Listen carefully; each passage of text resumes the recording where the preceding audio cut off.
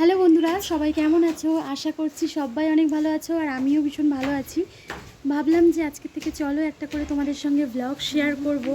আমি জানি না কটা শেয়ার করতে পারবো, তবে আমি ভেবেছি যে আজকে থেকে চলো একটু একটু করে তোমাদের সঙ্গে সারাদিন কী করছি না করছি একটা ডেলি ব্লগ শেয়ার করব। আজকে থেকে ঝড় বৃষ্টি হওয়ার কথা আছে আর বাইরে কিন্তু প্রচণ্ড ঝড় হচ্ছে। আমি এখন ছাদে এসেছি, ঝড় হচ্ছে, হালকা হালকা বৃষ্টি পড়ছে বলে জামা কাপড় তুলতে এসেছি। আর এই দেখো বাইরের ওয়েদারটা দেখেছো, একদম আকাশে পুরো মেঘ আর হালকা হালকা ঝড়ও হচ্ছে, প্রচণ্ড ঝড় হচ্ছে। সন্ধ্যে থেকে আরও বেশি ঝড় হবে, তো এখন ঝড় হচ্ছে, আকাশে মেঘও আছে, অন্যদিকে বেশি হচ্ছে, আমাদের এদিকে অতটা বেশি হচ্ছে না, তবে একটু পরে আরও বেশি হবে, হালকা হালকা ঝড় হচ্ছে। আর এই দেখো, এই নারকেল গাছটা দেখলে বুঝতে পারবে যে কেমন ঝড় হচ্ছে। একটু আগে ঝড়ের গতিটা হালকা ছিল, এখন দেখো এই নারকেল গাছগুলো দেখো কেমন জোরে দুলছে, মানে প্রচণ্ড, মানে মোটামুটি ভালোই হাওয়া হচ্ছে। তো চলো আমি জামা কাপড় তুলে নিয়ে নিচে চলে যাই, নাহলে হাওয়া যা হচ্ছে এক্ষুনি কোনো গাছ ভেঙে পড়লে আমার গায়ে। চলো জামা কাপড়গুলো তুলে নিয়ে নিচে যাওয়া যাক। নিচে আমার রান্না বান্না করছে আর আমিও মায়ের সঙ্গে আমাকে একটু সাহায্য করে দেবো। আর এরপরে তো ঝড় হবে আর আমাদের দিকে না কারেন্ট নেই, তো চলো নিচেই যাই। আর নিচে এসে আমি এখন দুধ জাল দিচ্ছিলাম আর মা এদিকে রান্নাবান্না করছে। মানে মায়ের রান্না হয়ে গেছে, মোটামুটি কিছুটা হয়েছে, মানে দুটো তরকারি হয়ে গেছে আর আমি এখন দুধটা জাল দিয়ে নিচ্ছি। আর এরপর মা একটা মাংস করবে আর মাছের তরকারি করবে, এই দুটো হলে হয়ে যাবে।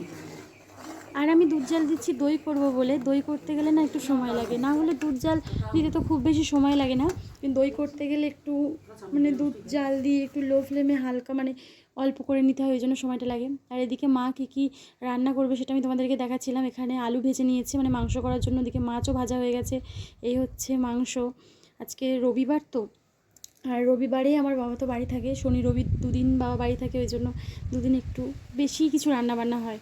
আর মা এখানে মাংস রান্না করার জন্য যা যা লাগে পেঁয়াজ আদা রসুন এগুলো কেটে নিচ্ছে আর আমি দুধটাকে জাল দিচ্ছিলাম। আর এদিকে দেখো বাইরের ওয়েদার দেখো, সত্যি খারাপ। দেখো ঝড় হচ্ছে, যা কি বলবো, অবস্থা খারাপ। আর আমাদের এইখানটাতে না গ্যাসটা নিয়ে এসে প্রচণ্ড প্রবলেম হচ্ছে, উপরে কাজ হচ্ছে, তো ওই জন্য আমরা এখানেই রান্নাবান্না করছি। আর এই দইটা আমি কিভাবে বানাই সেটাও কিন্তু তোমাদের সঙ্গে একদিন শেয়ার করব, তোমাদেরকে দেখাবো একদিন এই রেসিপিটা। আজকে আমি তোমাদের সঙ্গে রেসিপিটা শেয়ার করতাম, কিন্তু আমার ফোনে সেই রকম একটা চার্জ নেই, তো ওই জন্য আমি তোমাদের সঙ্গে শেয়ার করতে পারছি না।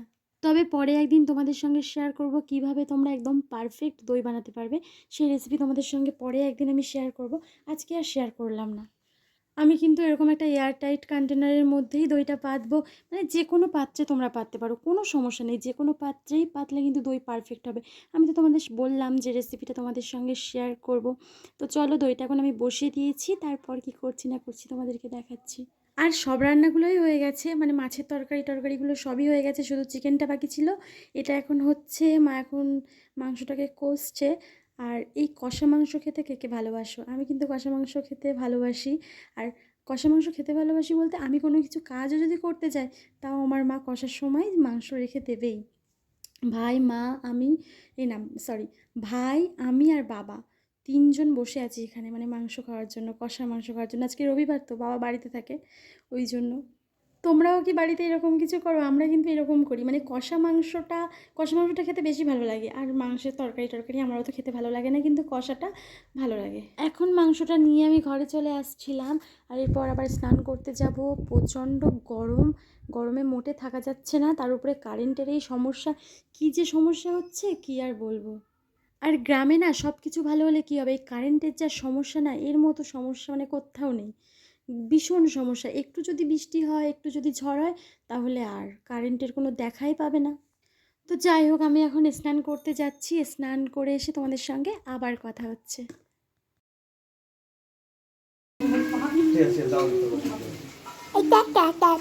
আজকে আমাদের বাড়িতে কুটুম্ব এসছে, আমাদের আজকে মাংস রান্না হয়েছে, তো ওই জন্য গন্ধ শুকে চলে এসছে লোভে। এদিকে অন্ধকার আসছে, মানে উঠে বস না, লোভে কুটুম্ব চলে এসছে। ছুঁচোর মতো দেখতে, ছুঁচোর মতো দেখতে, ছুঁচো।